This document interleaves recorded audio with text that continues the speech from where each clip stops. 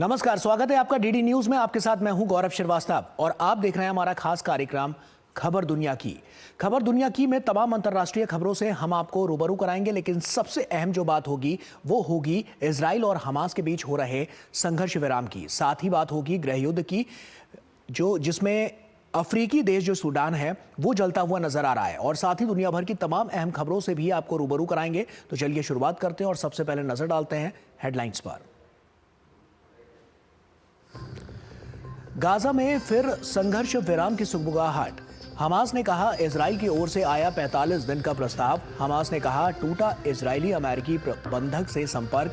प्रधानमंत्री नेतन्याहू का गाजा दौरा।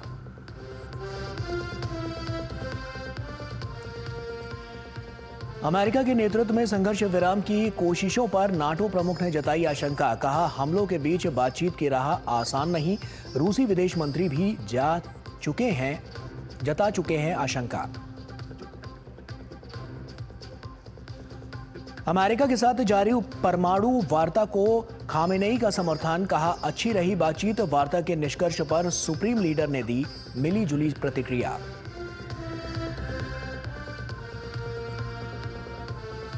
भारत का पाकिस्तान को करारा जवाब। वक्फ अधिनियम पर निराधार टिप्पणी को बताया अस्वीकार्य। कहा भारत के आंतरिक मामलों में हस्तक्षेप का कोई अधिकार नहीं।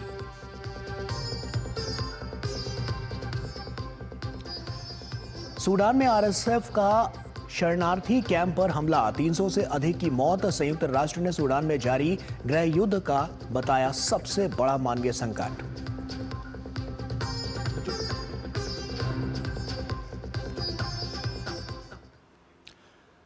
और आइए अब शुरुआत करते हैं।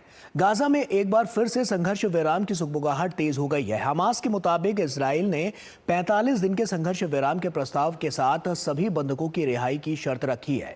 प्रस्ताव पर हमास ने जवाब देने के लिए 48 घंटे का वक्त मांगा है। मिस्र के मध्यस्थों ने इजराइल के प्रस्ताव पर सहमति जताई है, और इस बीच हमास ने कहा है कि उनका इजरायली अमेरिकी बंधक से संपर्क टूट गया है। पेश है एक खास रिपोर्ट। कई हफ्तों से भीषण हमले के बाद एक बार फिर गाजा में संघर्ष विराम की सुगबुगाहट तेज हो गई है। हमास ने दावा किया है कि इजराइल ने 45 दिन के संघर्ष विराम की पेशकश की है, लेकिन शर्त है कि सभी बंधकों को रिहा कर दिया जाए। हमास ने 48 घंटों के दौरान इस पर जवाब देने की बात कही है। बताया जा रहा है कि मिस्र के मध्यस्थ इजराइल के प्रस्ताव पर सहमत हैं। समझौते के तहत पहले सप्ताह में आधे से अधिक बंधकों को रिहा करना होगा। संघर्ष विराम कम से कम 45 दिनों के लिए लागू होगा। इस दौरान गाजा में मानवीय सहायता की पहुंच को बहाल कर दिया जाएगा। 2 मार्च से गाजा पहुंचने वाली मानवीय सहायता को पूरी तरह से बंद कर दिया गया है। साथ ही इजरायली जेलों में बंद 1231 फिलिस्तीनी कैदियों की रिहाई भी संभव हो पाएगी।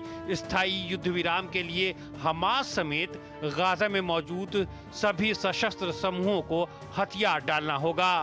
हालांकि हमास ने इस प्रस्ताव को रेड लाइन और असंगत बताकर खारिज कर दिया है, लेकिन साथ ही ये भी कहा है कि वो स्थायी संघर्ष विराम, गाजा से इजरायली सैनिकों की वापसी और मानवीय सहायता के प्रवेश के लिए किसी भी प्रस्ताव को मानने के लिए तैयार है। इजरायली सेना का कहना है कि गाजा में अभी भी करीब 58 बंधक हैं, जिनमें से 34 की मौत हो चुकी है। खबरों में दावा किया जा रहा है कि हमास 10 जीवित बंधकों को रिहा करेगा। बदले में अमेरिका ये गारंटी देगा कि इजराइल युद्ध विराम के दूसरे चरण के लिए वार्ता में शामिल होगा। इससे पहले संयुक्त राष्ट्र ने चेतावनी दी थी कि गाजा का मानवीय संकट नियंत्रण से बाहर हो रहा है। कई सप्ताह से क्षेत्र में कोई सहायता नहीं पहुंच रही है और स्थिति तेजी से बिगड़ रही है। संयुक्त राष्ट्र का कहना है कि चिकित्सा आपूर्ति, ईंधन, पानी और अन्य आवश्यक वस्तुओं की भारी कमी है। 7 अक्टूबर 2023 को हमास ने इजराइल पर भीषण हमला कर कई लोगों की हत्या कर दी थी। साथ ही सैकड़ों लोगों को बंधक बना लिया था। इसके बाद से इजराइल ने हमास को जड़ से उखाड़ फेंकने के लिए अभियान छेड़ दिया। इसी साल 19 जनवरी को युद्ध विराम लागू हुआ और पहले चरण में कई बार बंधकों और कैदियों की अदला बदली हुई। इजराइल संघर्ष विराम के पहले चरण को आगे बढ़ाने की मांग कर रहा था, लेकिन हमास ने पूर्व अमेरिकी राष्ट्रपति जो बाइडेन द्वारा तय की गई रूपरेखा के तहत दूसरे चरण के लिए समझौते पर अड़ा हुआ था। इजरायली मीडिया में कहा जा रहा है कि ट्रंप से मुलाकात के बाद नेतन्याहू थोड़े नरम पड़े हैं। नेतन्याहू को लगता है कि शुरुआती 2 हफ्तों में वो सभी बंधकों को रिहा करा लेंगे।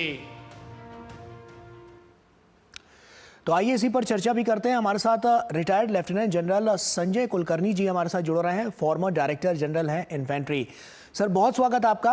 और उसी के साथ सबसे पहला सवाल मेरा आपसे यही है कि जिस तरह से अभी हम देख रहे हैं, कितना बड़ा कदम आप इसको मांगते हैं जो इजराइल की तरफ से उठाया गया है? क्या आने वाले समय में हम देख सकते हैं कि युद्ध समाप्त हो सकता है या कुछ और इसमें आपको नजर आता है? क्योंकि साफ तौर पर यह अपने आप में एक बड़े कदम के रूप में देखा जा रहा है, क्या कहेंगे? गौरव, बहुत बहुत धन्यवाद। मैं कहूंगा कि एक अच्छा कदम है, सकारात्मक कदम है, क्योंकि जब हॉस्टेजेस रिलीज होंगे कम से कम सीज फायर होगा।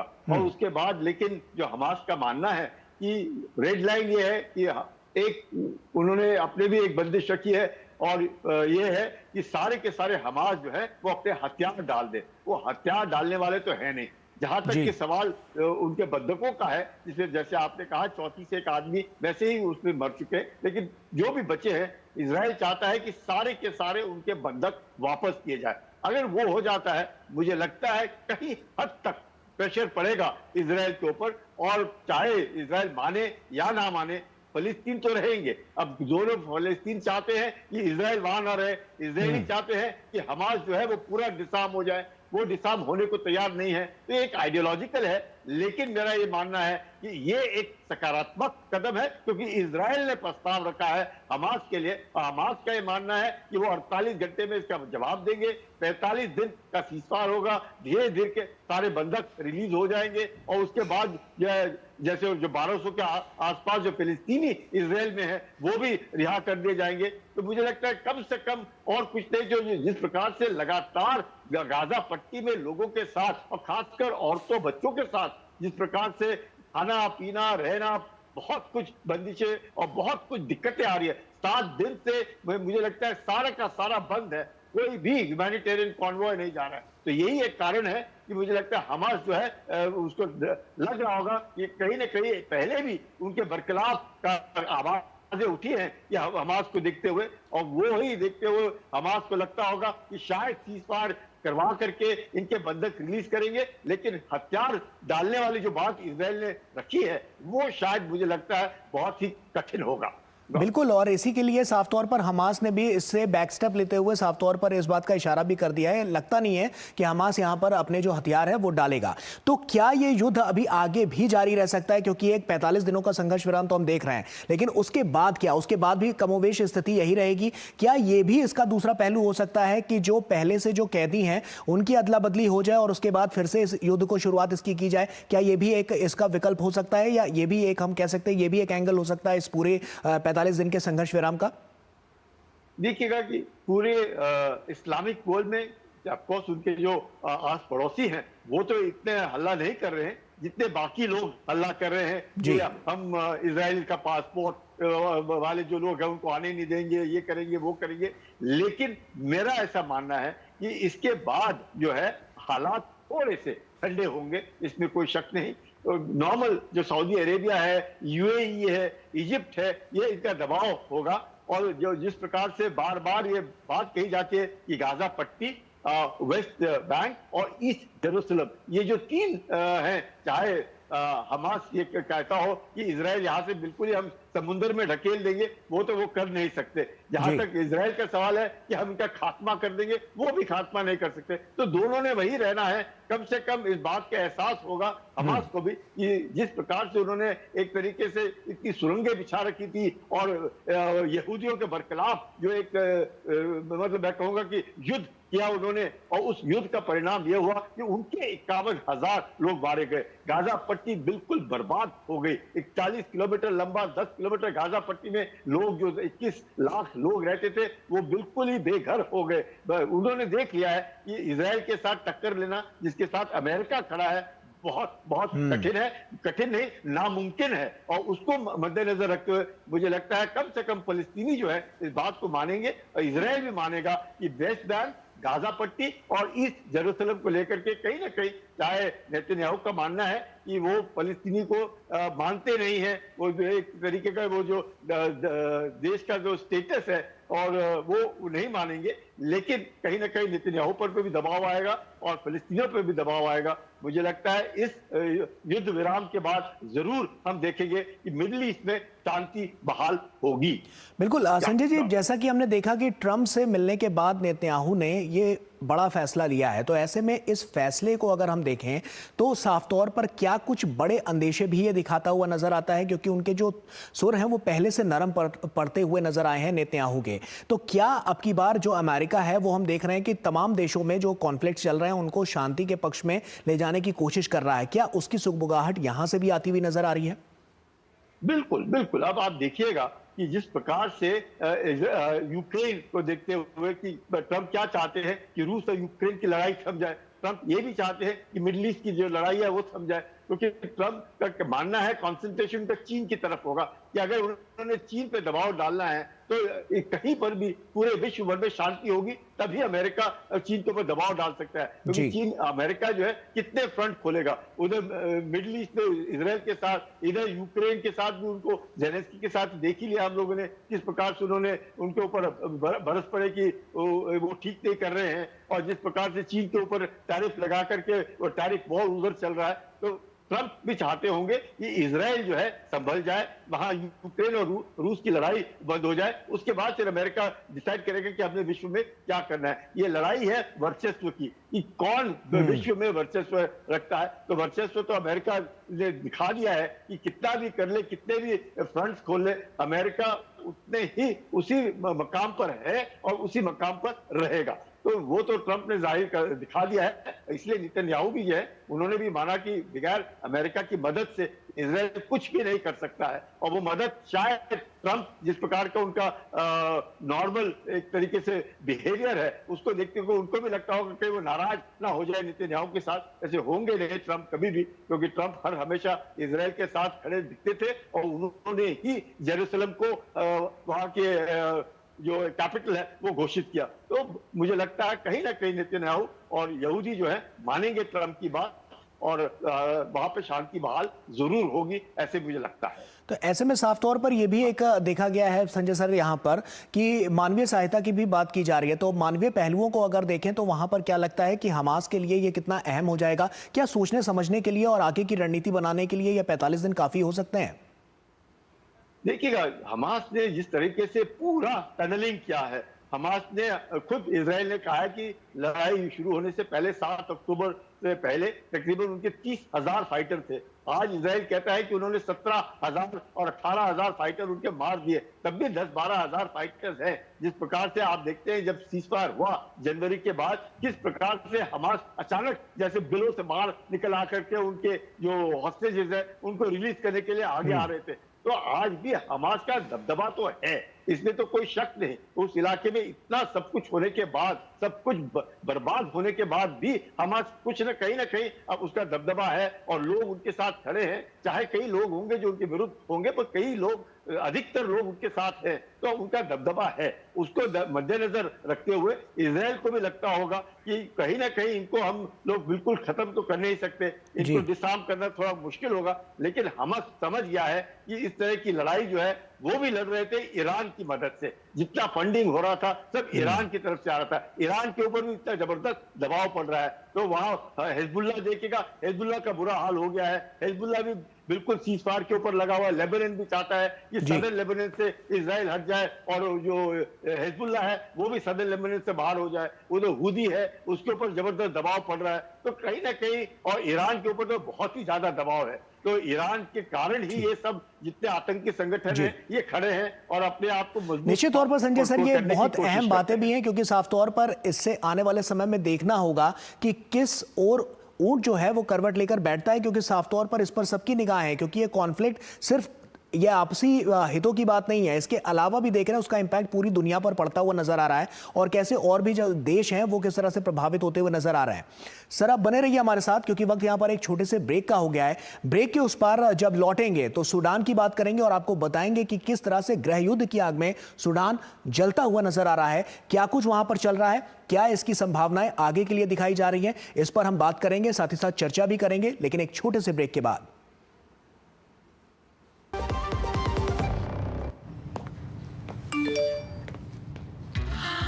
10 लाख की लॉटरी मुझे, वाओ! फर्जी ऑफर्स से सावधान। आरबीआई कहता है जानकार बनिए, सतर्क रहिए। खुशखबरी आप जैसे युवाओं के लिए भारत सरकार की एक शानदार स्कीम है। इसमें सरकार युवाओं को विभिन्न सेक्टर्स में देश की टॉप कंपनीज में इंटर्नशिप करने का मौका दे रही है। इस स्कीम का लाभ 21 से 24 साल के युवा उठा सकते हैं जो फुल टाइम एजुकेशन या एम्प्लॉयमेंट में नहीं है। प्राइम मिनिस्टर इंटर्नशिप स्कीम, आपके सपनों की उड़ान।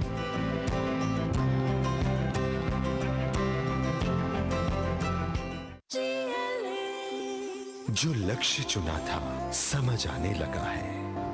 जीएलए यूनिवर्सिटी, उच्च लक्ष्य की निश्चित प्राप्ति। एक ऐसा तबका जो रिटायरमेंट के बारे में आज भी बिल्कुल नहीं सोचता वो है औरतें। औरतें कमा के भी वल्नरेबल हैं। सो एनपीएस एक इक्वालिटी ला रहा है, हम सब एक बराबर प्लेटफॉर्म पे हैं। अपने बेहतर कल को सुनिश्चित करने के लिए एनपीएस जरूरी है। ब्रेक के बाद एक बार फिर से आप सभी का स्वागत है। अफ्रीकी महाद्वीप का तीसरा सबसे बड़ा देश सूडान, जहां पर हिंसा जो है वो थमने की बजाय और तेज हो गई है। पिछले कुछ दिनों में राहत शिविर पर हुए आरएसएफ के हमलों में 300 से अधिक लोगों को अपने जान से हाथ धोना पड़ा। हिंसा की वजह से शुरू हुआ विस्थापन का दौर जारी है, जिसे लेकर संयुक्त राष्ट्र ने इसे दुनिया का सबसे बड़ा मानवीय संकट करार दिया है। एक रिपोर्ट देखिए। अफ्रीकी देश सूडान पिछले 2 साल से 2 शक्तिशाली जनरलों की राजनीतिक महत्वाकांक्षा की आग में झुलस रहा है। सेना प्रमुख अब्दुल फतह अल बुरहान और अर्धसैनिक बल आरएसएफ कमांडर मोहम्मद हमदान दगालो के बीच फंसे सूडान के नागरिक घुन की तरह पिस रहे हैं। लंबे समय से राजनीतिक अस्थिरता, सैन्य संघर्ष और आंतरिक टकराव से जूझ रहा सूडान का गृह युद्ध अब तीसरे साल में प्रवेश कर चुका है, लेकिन जंग थमने के बजाय और भी भीषण होती जा रही है। आरएसएफ ने विस्थापितों से भरे एक शिविर पर भयानक हमला कर 300 से अधिक लोगों की हत्या कर दी। मरने वालों में 10 सहायता कर्मी भी शामिल हैं। संयुक्त राष्ट्र की माने तो अब तक 1 करोड़ 30 लाख लोग विस्थापित हो चुके हैं, जबकि सिर्फ 2 दिनों में 80,000 से अधिक लोगों को घर बार छोड़ना पड़ा है। अधिकतर लोगों ने सूडान के पड़ोस स्थित देशों में शरण ली है। मानवाधिकार के घोर उल्लंघन की दास्तान हर तरफ बिखरी पड़ी है। यौन उत्पीड़न को हथियार के तौर पर इस्तेमाल किया जा रहा है। हालांकि जंग की दूसरी बरसी पर इसे रोकने के लिए लंदन में एक कोशिश जरूर हुई। अमेरिका, ब्रिटेन, सऊदी अरब समेत 14 देशों के विदेश मंत्रियों ने सम्मेलन में शिरकत की। हालांकि सूडान के किसी भी प्रतिनिधि ने इसमें हिस्सा नहीं लिया। सभी पक्षों ने एक सुर में सूडान के लिए सहायता बढ़ाने का संकल्प दोहराया। दरअसल 15 मार्च 2023 में राजधानी खार्तूम से शुरू हुई जंग पूरे देश में फैल गई और अफ्रीका का तीसरा सबसे बड़ा देश मानवीय संकट से कराहने लगा। बुरहान और दगालो कभी एक दूसरे के बेहद करीबी थे।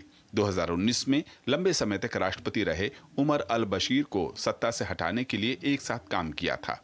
2021 में तख्ता पलट के बाद दोनों ने सत्ता भी साझा की, लेकिन संबंधों में तनाव तब आया जब सेना प्रमुख ने अर्धसैनिक बलों आरएसएफ के सेना में विलय की योजना बनाई।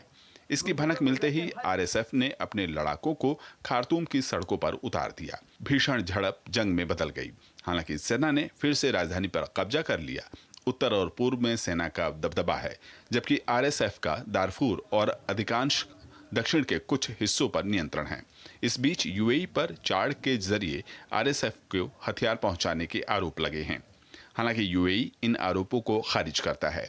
अब सेना ने अंतर्राष्ट्रीय कोर्ट का दरवाजा खटखटाया है। यूक्रेन और गजा जैसे संकटों पर चर्चा तो होती है, लेकिन सूडान पर वैश्विक चुप्पी इस मानवीय त्रासदी को और बढ़ा रही है। तो स्थिति क्या ऐसी ही रहने वाली है या आगे कुछ बड़ा परिवर्तन हो सकता है? संजय कुलकर्णी जी लगातार हमारे साथ जुड़े हुए हैं। संजय सर, आप ही का रुख कर रहा हूं, और ये जो दंश है जो साफ तौर पर अभी सूडान पर देखने को मिल रहा है, यहाँ के लोगों को पर देखने को मिल रहा है, राजनीतिक महत्वाकांक्षा की जब हम बात करते हैं तो लंदन में जो बैठक हो रही है उसका कितना बड़ा प्रभाव यहाँ पड़ता हुआ नजर आएगा, और क्या स्थिति ऐसे रहेगी कमोवेश या आने वाले समय में कुछ बदलाव देखने को मिल सकता है? यहाँ पे एक बड़ी अजीब सी विडंबना है, क्योंकि गाजा पट्टी में जो हो रहा है और यूक्रेन में जो हो रहा है उससे देखते हुए यहाँ पर इतनी भयानक लोग मारे जा रहे हैं, खाने पीने की बुरा हाल है। उधर 5 करोड़ में से तकरीबन 1.5 करोड़ लोग वहां से बिल्कुल बेघर हो चुके हैं, 4 लाख से ज्यादा लोग मर चुके हैं। पर यहाँ पर कहीं ना कहीं ऐसे हो गया कि ये दो बड़ी लड़ाइयों के बीच में ये यहाँ पे क्या हो रहा है, विश्व का ध्यान थोड़ा सा हट गया। अब लेकिन अब जिस तरीके से लंदन में 20 देश मिलकर के कहीं ना कहीं इस ह्यूमैनिटेरियन क्राइसिस को दूर करने के लिए, क्योंकि अधिकतर यहाँ पे जो औरतें हैं उनके साथ बहुत बुरा व्यवहार किया जा रहा है, और खासकर जो ये रैपिड सपोर्ट फोर्स है RSF, जो पैरामिलिट्री फोर्स है, जो कि सूडान आर्म फोर्सेस से थोड़ा सा हट करके, लेकिन दो दोस्त जो आपस में अब दोस्ती नहीं रही, और बशीर जो उनकी जिसको दोनों ने मिलकर के वहां से सत्ता से हटाया, बशीर ने ही ये जो रैपिड सपोर्ट फोर्स के RSF के जो आज इंचार्ज है जिसे हमीदी बोलते हैं, उनके पास दरफूर था और दरफूर में सोना है, और वो सोने के कारण इनको काफी सपोर्ट मिला और इस प्रकार से बड़ा एक पैरामिलिट्री फोर्स खड़ा कर सके हैं। तो कौन अब सत्ता की जो लड़ाई है जिसमें सूडान की जो आर्म फोर्सेज है SAF है, उन्होंने खार्तूम पे कब्जा जमा रखा है, लेकिन दारफूर में जो जिस प्रकार से लोग खाने पीना मुश्किल, और कैंप में जो जमजम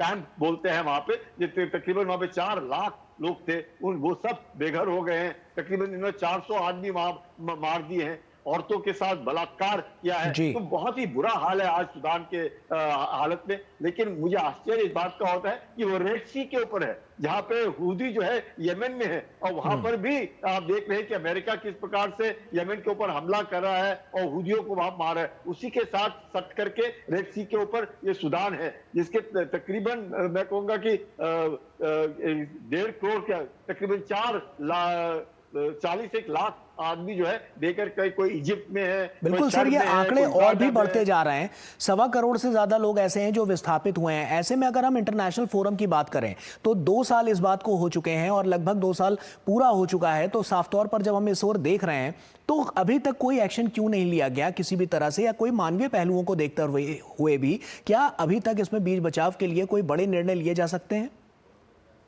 इसमें एक ये है कि UAE जो है माना जाता है कि कहीं ना कहीं वो RSF को सपोर्ट कर रहा है। अमेरिका ने RSF के बरखिलाफ है, तो इधर और UAE के संबंध US के साथ अच्छे हैं। तो मुझे लगता है अब जब पहल की है 20 देशों ने मिल करके, उम्मीद की जा सकती है कि जिस प्रकार से जो एक वहां पे बुरा हाल है, फैमिन है, और ऐसे फैमिन कंडीशन में पानी नहीं, खाने को नहीं, बुरा हाल है। मुझे लगता है एक मानवीय सहायता जब जाएगी उधर, और इन दोनों जो दोस्त एक वक्त दोस्त थे, आज दोनों की महत्वाकांक्षा इतनी ज्यादा बढ़ गई है कि सत्ता वो सूडान में चाहते हैं। तो उम्मीद कर सकते हैं कि कहीं ना कहीं ये 20 देशों की जो पहल है, लड़ाई रुके ना रुके, लेकिन लोगों को जो है राहत जरूर मिलेगी, और उस राहत में दोस्ती भी होगी, क्योंकि ये दोनों जो है एक बिल्कुल ही मैं कहूंगा कि ईस्टर्न प्रोविंस जो रेड सी है उसके साथ सूडान डिफेंस फोर्सेस है, और ये जो रैपिड सपोर्ट फोर्स है जो RSF है, जो पैरामिलिट्री फोर्स है, वो नीचे की तरफ है, साउथ ईस्ट की तरफ है। तो दोनों के अलग अलग गुट है सूडान के अंदर, और अलग अलग जगह है। तो मुझे लगता है कहीं ना कहीं दोनों गुटों के बीच में कहीं ना कहीं जो पहल की जा रही है, 20 देश अगर पहल कर रहे हैं, तो उम्मीद कर सकते हैं कि वहां पे शांति बहाल होगी। निश्चित तौर पर सर इस बात की उम्मीद लगाई जा सकती है कि आने वाले समय में वहां पर शांति बहाल हो और जो स्थितियां हैं वो एक बड़े बदलाव की ओर इशारा करें। बहुत बहुत शुक्रिया संजय सर आपका हमसे जुड़ने के लिए और तमाम बातचीत हर एक पहलुओं पर हमारे साथ करने के लिए। और इसी के साथ फिलहाल इतना ही, और जाते जाते अब अंत में आपको छोड़ जाते हैं कुछ प्रमुख अंतर्राष्ट्रीय खबरों के साथ। तो आप इन खबरों को देखिए और हमें और हमारी पूरी टीम को दीजिए इजाजत। नमस्कार। कुवैत और दक्षिणी इराक में भीषण धूल भरी आंधी ने तबाही मचाई है, जिससे कई क्षेत्रों में यातायात और उड़ानें बाधित हुई हैं। हजारों लोगों को सांस लेने में समस्या हो रही है। स्वास्थ्य अधिकारियों ने बताया कि ईरान में आए इस रेतीले तूफान में बसरा सबसे अधिक प्रभावित क्षेत्र है, जहां 3,747 लोगों में से 1,800 से अधिक लोग रेत के तूफान के कारण अस्पताल में भर्ती हुए हैं। मौसम विभाग ने आंधी की चेतावनी जारी कर लोगों को सावधानी बरतने की भी सलाह दी है। इराक में धूल भरी आंधी आम बात है, लेकिन कुछ विशेषज्ञों का मानना है कि जलवायु परिवर्तन के कारण ये तूफान ज्यादा बार आ रहे हैं। सिंगापुर में आम चुनावों की तारीखों का ऐलान हो गया है। चुनाव विभाग ने तारीखों का ऐलान करते हुए कहा है कि देश भर में 3 मई को मतदान होगा, जबकि नामांकन 23 अप्रैल को शुरू होंगे। इससे पहले राष्ट्रपति थर्मन शानमुगरत्नम ने प्रधानमंत्री लॉरेंस वोग की सलाह पर संसद को भंग कर दिया। चुनाव में मुख्य मुकाबला सत्तारूढ़ PAP और विपक्षी वर्कर्स पार्टी के बीच में है। नाटो प्रमुख मार्क रूटे ने मंगलवार को कहा है कि यूक्रेन में युद्ध विराम और स्थायी शांति के लिए अमेरिकी राष्ट्रपति डोनाल्ड ट्रंप के नेतृत्व में हो रही बातचीत आसान नहीं थी। उन्होंने कहा कि हम सभी राष्ट्रपति ट्रंप के शांति के प्रयास का समर्थन करते हैं। इसके अलावा उन्होंने सुमी में किए गए यूक्रेनी नागरिकों पर रूस के भयानक हमलों की निंदा भी की है।